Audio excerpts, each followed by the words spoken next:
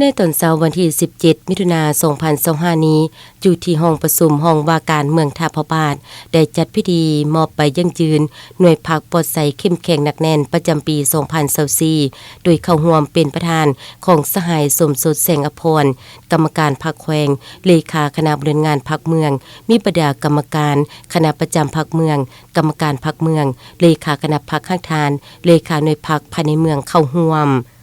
ในพิธีสหายศรีอัมพรจันทวงศากรรมการพรรคเมืองห้องหัวหน้าคณะจัดตั้งเมืองได้ขึ้นผ่านบริงานย่อในการประเมินกวดการหน่วยพรรคปลอดภัยเข้มแข็งหนักแน่นประจำปี2024ซึ่งในทั่วเมืองท่าพระบาทประกอบมี88หักฐานมี80หน่วยพรรคเพิ่มขึ้น4หน่วยพรรคเทียบใส่ปี2023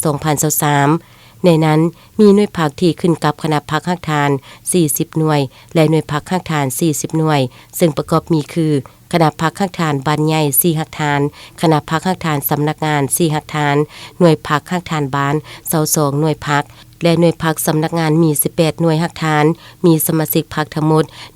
1,337 สหายหญิง468สหายมีสมาชิกพรรคสำรอง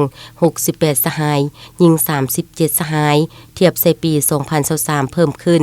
38สหายโดยผ่านการติดตามกฎกาประเมินประจำปี2024มีหน่วยพรรคปลอดภัยเข้มแข็งหนักแน่น71หน่วยพรรคกวมเอา 88.75 ส่วนร้อยหน่วยพรรคกลาง3หน่วยเท่ากับ 3.75 ส่วนร้อยหน่วยพรรคอ่อน4หน่วยเท่ากับ5ส่วนร้อยโบเดจัด2หน่วยเท่ากับ 2.5 ส่วนร้อยพอเป็นหน่วยพรรคสร้างต่างใหม่มีสมาชิกพรรคแข็ง 1,098 สหายหญิง399สหายกวมเอา 99.18 ส่วนร้อยสมาชิกพรรคกลาง9สหายกวมเอา 0.81 ส่วนร้อยและสมาชิกพรรคโบได้จัดประเภท